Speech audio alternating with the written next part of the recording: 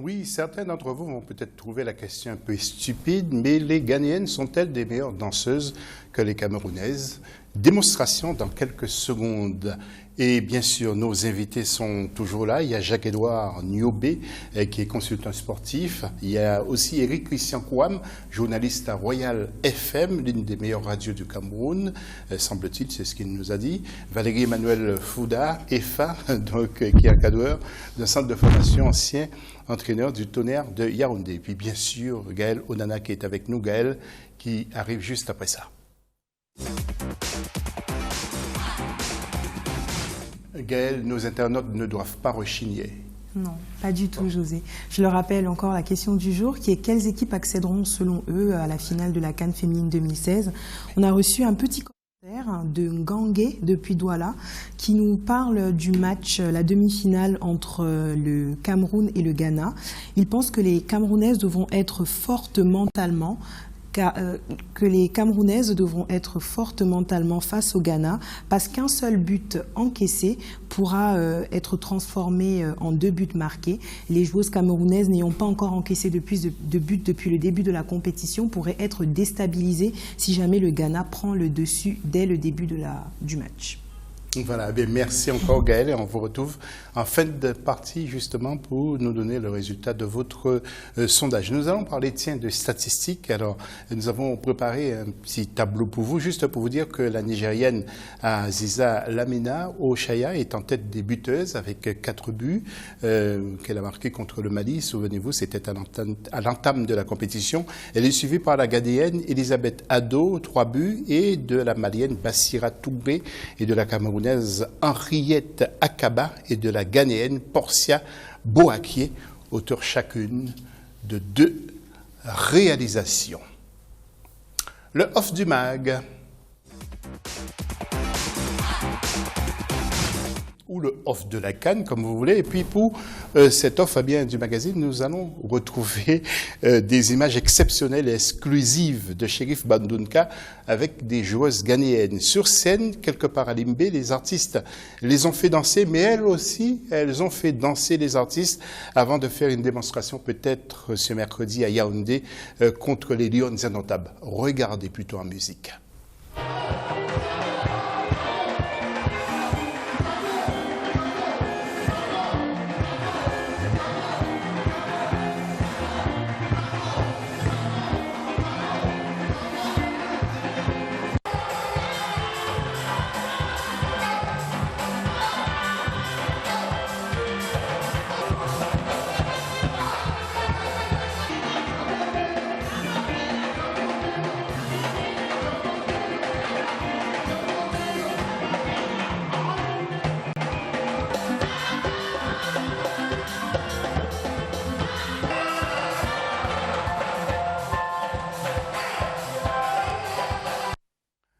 Ah oui, alors visiblement, il y a une petite erreur de notre part. C'était bien sûr les Kenyanes que vous avez vus et non pas les Ghanéennes. Ce sont des choses qui arrivent. Alors, nos invités, il faut s'amuser aussi pendant cette fête du football. Hein. Oui, le Cameroun, c'est un pays de jouissance. Donc, à tous les niveaux, il faut s'amuser. Surtout que nous sommes à Limbé. C'est un coin très indiqué pour s'amuser, surtout avec le climat et la plage là-bas. Je crois que c'était normal qu'elle découvre... qu'elles ne partent pas sans garder un souvenir du pays. Et c'est bon parce que ça se passe avec les artistes du Cameroun. Oui, Jacques-Édouard Niobé, on peut dire aussi que partout en Afrique on danse. On a l'impression que tous les pays dansent de la même manière. Oui, nous sommes tous des Africains, on a la même musique, on a presque les mêmes façons de faire. Donc pour moi c'est une opportunité, hein. Il fallait se dégager parce que la pression est finie. Après la défaite, il faut qu'on se retrouve en forme pour repartir et peut-être préparer une autre saison, en fait une autre compétition. Donc pour moi, c'était bien indiqué pour ces filles de danser. Je crois que ça sera le même cas hein, avec le Cameroun ou le Ghana ou n'importe qui finira la compétition. Mais en tout cas, celle qui terminera, qui prendra le titre, dansera quand même. Hein. Beaucoup plus alors, cette fois-là, parce que là, on va jubiler. Hein, ils vont danser avec tous les Camerounais. Exactement, enfin tous les Camerounais, oui. Si c'est le Cameroun, si c'est le Cameroun, bon, mais maintenant, si s'il nous arrive de perdre, non, il faut qu'on trouve quand même un petit point pour danser quand même, parce qu'on aura fait quand même une étape très importante, mais il nous faut être en finale. Oui, Valérie Emmanuel Fouda-Ifa, vous êtes un bon danseur, vous Un très bon lanceur. Très bon lanceur. Après une pareille compétition, sortie si tôt, c'était que la seule solution pour les Kenyans de se consoler avec la bonne musique camerounaise. Exactement. Le plus du MAG maintenant. Et quelles sont les difficultés que peuvent rencontrer justement les femmes qui veulent se lancer dans le football, tant familial, professionnel, et aussi dans l'encadrement, mais aussi faire face aux idées reçues. Reportage et enquête de Gaël Onana. Le football reste encore aujourd'hui au niveau professionnel un sport majoritairement masculin. Au Cameroun, il y a une vingtaine d'années, être une femme et jouer au football n'était pas réellement dans les mœurs. Pourtant, certaines ont relevé ce défi. Par passion et souvent sans recevoir une quelconque indemnité, elles ont participé à l'émancipation du football féminin au Cameroun. Ngobok Sylvie, ancienne joueuse au club TKC, s'en souvient encore. Nous, on a joué comme ça. On n'avait pas d'argent. On sortait des maisons pour aller s'entraîner pour l'équipe nationale et on rentrait à la maison. Aujourd'hui, c'est qu'on les regroupe, elles sont logées, elles sont véhiculées. Et je me dis qu'avec ça, la jeune fille, quand elle voit ça, elle se dit pourquoi ne pas me lancer dans le football. Aujourd'hui, il y a de l'argent. La fille, je connais beaucoup qui ont refait les maisons de leurs parents, qui aujourd'hui achètent des villas. Leur premier obstacle, la famille. À l'unisson, elles témoignent, leurs parents ont toujours été opposés à leur passion, à ce passe-temps qui très vite est devenu leur mode de vie. Mais chacune à leur manière, elles ont réussi grâce à leur motivation à les convaincre. Et mon papa n'a jamais voulu que je joue au foot. Il n'a jamais voulu me poser toujours la question de savoir s'il y a les Roger Milafille qu'il n'avait jamais vu. Oui, il me disait toujours que tu vas jouer, je n'ai jamais vu Roger Milafille. Puis je dis que papa non, je vais aller jouer. Il a toujours été contre. Ma maman m'avait même enlevé à Yaoundé pour m'envoyer fréquenter en brousse par rapport à cette histoire de football. Mais heureusement pour moi, il y avait un certain papa Tangana, lui de Gonzague, de regretter mémoire, qui tenait tête à mes parents et qui m'avait encouragé. J'ai pu jouer aussi longtemps possible. Pour aller au bout de leur passion, certaines n'ont d'ailleurs pas manqué d'inventivité.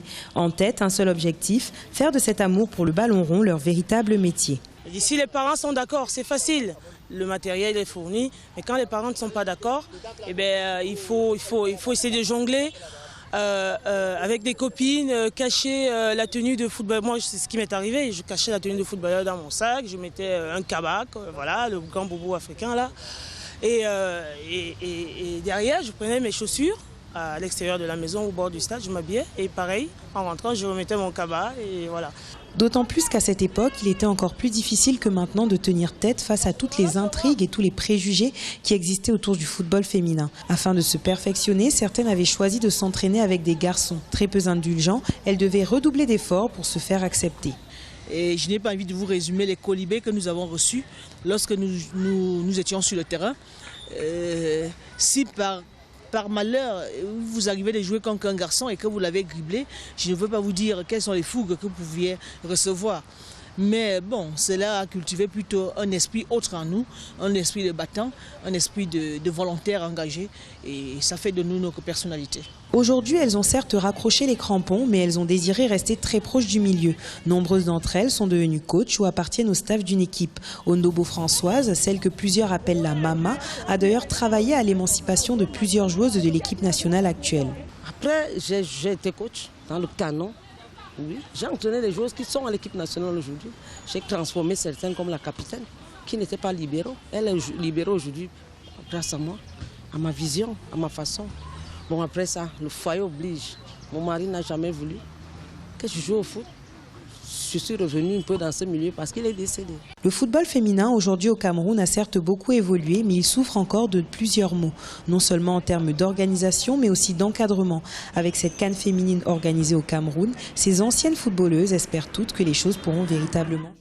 Oui, Fouda-Ifa, que pensez-vous de ce reportage? Qu'est-ce que vous retenez? Ce que je retiens, c'est que, comme nous l'avons dit au début, ça nous ramène à ce qu'on a dit au début, les parents. Ça revient toujours au problème des parents. Oui. Mais avec ce reportage, je crois que beaucoup de choses vont changer. Parce qu'il y a des avantages dans le football féminin maintenant, comme une des anciennes joueuses a dit là tout à l'heure, les enfants qui construisent déjà des maisons à leur père, à leur famille. L'homme camerounais, le sachant dans le domaine du sport, beaucoup vont lancer leurs enfants, leurs filles à faire du sport maintenant, pratiquer du football. Jacques-Édouard, c'est un reportage parce que vous avez vu quand même, on a beaucoup travaillé autour du football féminin à Africa 24. Que pensez-vous, vous? Qu'est-ce que vous retenez de ce reportage? Ce que je retiens, c'est qu'il y a des avancées. Il y a des avancées. Avant, il y avait des obstacles. Maintenant, on se retrouve quand même avec quelques avancées, surtout dans la notion de vulgarisation de ce concept, parce que ce n'est pas évident. Ce n'est pas évident de penser football au niveau de ce pays, et j'en veux vraiment au niveau des institutions responsables, telles que la Fédération, qui jusque-là n'a pas encore mis un accent particulier sur le développement du football féminin. Et moi, je tire le chapeau ici à Enongatou, qui pour moi est en train de faire des miracles. C'est-à-dire, c'est un travail de fond qui pour nous apparaît comme si c'était le miracle. Pourquoi? Parce que il n'y a pas un football en place et curieusement, on a une grande sélection nationale qui est allée en Coupe du Monde, qui aujourd'hui est sur le point de gagner une Coupe d'Afrique. Mais c'est pas n'importe quoi. C'est tout simplement parce que lui, il a mis un accent là-dessus avec l'apport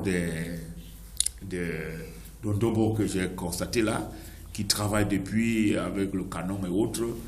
Mais il n'y a pas de football bien organisé comme chez les masculins où on sait qu'il y a quand même les amateurs qui peuvent se retrouver un jour dans le championnat des ligues professionnelles et autres et peut-être détecter de là pour amener. Mais ici, il n'y en a pas sur le plan féminin et ça fait problème. C'est vraiment un manquement. Mais à ce moment, on sent déjà quelques avancées et ça nous laisse espérer que demain ou après-demain, il y aura véritablement le football féminin dans notre pays. Éric Christian, est-ce que vous faites quelque chose, vous, au niveau des médias ici au Cameroun pour permettre au développement de ce football féminin? Ou vous êtes réticent? On le fait, on parle tous les jours, mais il y a ceux qui écoutent et font comme s'ils n'écoutent pas. C'est pour ça que j'ai dit, il y a des gens qui profitent du football pour se faire un peu des sous, pour faire du business. Vous voyez, nos filles vont toujours partir. Parce que quand je regarde un peu l'histoire, on a parlé des avancées, oui, il y a les avancées, mais il y a ceux qui ont apporté, ceux qui ont joué ce football féminin qui existe et qui peuvent apporter encore leur appui. Parce que j'entends parler toujours de Atanganalu de Gonzague. Moi, on ne nous dit pas. La première femme qui joue au football s'appelle Mbango. Elle va jouer à Léopard de Douala. Elle est avançante, elle marque les buts. Elle joue avec les hommes. C'est comme ça que le football féminin est né et c'est Douala qui prend le relais. Et Atanganalu de Gonzague était arbitre à l'époque. Il avait son Mongo Football, il a transformé un club et c'est comme ça que le football féminin est arrivé à Yaoundé. Le premier coach, le feu Komé Joseph, il est mort. Le deuxième coach, c'était Ambane Manuel, il vit. On n'a rien fait, il n'est pas associé dans cette affaire. Le troisième coach, Pierre Ndilindenge, il vit, il n'est pas associé. Jean-Paul Akono a été entraîneur de cette sélection nationale. Il vit, il n'est pas associé. Mais on a invité, nous l'avons invité à plusieurs reprises ici. Jean-Paul Akono? Oui. Oui, ben, il ne vous a pas dit qu'il a traité, il a flirté avec cette équipe nationale de football féminin, Jean-Paul Akono. C'est pour vous dire qu'en fait, on parle, mais on pense que ceux-là, ils ont de l'expérience, ils ont de la matière, ils ont vécu cette époque-là et ils peuvent mieux faire la comparaison pour dire qu'est-ce qui peut être ajusté pour que les choses changent. Sinon, tout le monde va chercher à partir parce qu'on pense que l'Eldorado, c'est de l'autre côté. Oui, je vais vous montrer deux images et vous allez me dire, Éric Christian, est-ce que vous êtes prêt à vous habiller ainsi pour aller supporter justement les Camerounais? Regardez, c'est un groupe de supporters. Vous êtes prêt à peindre votre corps comme ça? Pas du tout. Parce que je serais dans une autre posture, c'est-à-dire il ne faut pas confondre supporters et journalistes au même moment. Non, mais au cas où vous n'allez pas travailler, est-ce que vous êtes prêt, par exemple, vous partez en vacances? Ça ne me tente pas parce que je fais pas ce genre de folie, oui. Je fais pas ce genre de folie, même si je soutiens. Mais lorsqu'on est supporter, on est supporter. Oui, ben on est supporter, ça devient une fonction, ça devient un métier pour la personne qui le fait. Ces gens ont une association des supporters, ils savent comment ils font matin, midi, soir. Ils ne vivent que ça, ils ne respirent que ça. Oui, et nous allons voir des joueuses d'Afrique du Sud lorsqu'elles marquent un but. Là, vous préférez ça? Oui, c'est normal de jubiler. Et de danser en même temps. De danser en même temps et de faire comme elles veulent. Donc, on est libre. Jubil avait inventé la danse quand il marquait, et puis les autres ont suivi. Donc, chacun sa façon de jubiler, je crois. Donc, vous avez apprécié aussi Roger Milla lorsqu'il avait marqué son fameux but. Il avait été à côté du poteau. C'est resté dans l'histoire. Je ne sais pas si Gaël a vu cette image, mais enfin bref, Gaël, juste après, À la virgule, on retrouve Gaël. Gaël, pour le résultat du sondage, est-ce que vous aviez vu Roger Milla danser à côté du poteau? Vous avez vu ces images? Oui, j'ai vu. Il y a même une chanson qui est sortie récemment là-dessus, sur sa danse. Oui. Alors José, donc notre émission touche à sa fin. L'occasion pour moi de faire le bilan des réponses des internautes à la question du jour. Je souligne qu'on a eu énormément de commentaires, plus de 200 internautes mobilisés sur Twitter, sur Facebook. Nous les remercions donc de leur présence tout au long de cette émission et aussi en amont de celle-ci. Donc en ce qui concerne les résultats de notre sondage, 58% des personnes interrogées voient déjà le Cameroun en finale. Comme nous l'a souligné plusieurs internautes, le 12e joueur de l'équipe nationale, soit son public, saura porter les Lions jusqu'en finale. Pour 21% d'internautes, le Nigeria a toutes ses chances d'accéder également en finale. Ils sont néanmoins 17% à penser que le Ghana arrivera à bout du Cameroun et seuls 4% pensent que l'Afrique du Sud est capable de battre le Nigeria. Voilà, bien, merci beaucoup Gaël pour votre grande collaboration et excellente et combien importante. Alors, nous allons apporter les mots de la fin, bien sûr. C'est avec vous Valérie Emmanuel Fouda, EFA, les mots de la fin, la conclusion. Est-ce que vous voulez dire un petit mot sur la réponse donnée par Gaël ou autre chose pour la conclusion? Pour la conclusion, je crois que les trucs donnés par Gaël reflètent à peu près les supporters presque dans le monde entier. Le Cameroun, en tant que pays organisateur et avec un 12e joueur, est favorable pour gagner cette coupe. Mais en face du Cameroun, on a peur du Nigeria et du Ghana. Et tout se jouera sur le terrain.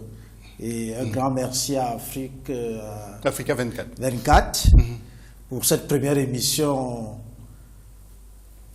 qui nous ont fait découvrir au public camerounais et au monde entier. Voilà, nous sommes pris par le temps. Vous avez pris sur le temps de parole de Jacques-Édouard Niobé. Jacques-Édouard, en 2 mots, un petit mot de conclusion. Disons que je suis très ému par rapport à l'organisation de cette CAN. Avant, j'étais un peu dubitatif, mais je reste maintenant très serein parce que cette affaire a vraiment réussi. Vraiment, c'est une très belle réussite. Ouais. Et c'est le journaliste. Le chapeau au ministre. Les journalistes de Royal FM et Christian Kwam qui va conclure. Pour dire qu'on salue l'adhésion populaire, on a comme impression que les populations camerounaises ont renoué avec les mots qu'elles avaient pour le football, même si ça vient au féminin. Et je crois que les sondages sont clairs. Le Cameroun va gagner. Le Cameroun ne laissera pas filer ce trophée de la CAF sur son sol. Donc, je pense que ce sera dû, mais le Cameroun ne laissera pas filer parce que, pour dire encore à ceux qui soutiennent les Lions Indomptables, il ne faut pas oublier, Gaël Nganamout n'a pas encore dit son dernier mot. La suite nous le dira. Voilà. Merci beaucoup, messieurs, d'être venus à cette émission. Merci à Gaël Onana et merci à toute l'équipe technique qui m'a aidé pour cette émission. Merci encore et restez fidèles à Africa 24 dans quelques instants, notre journal.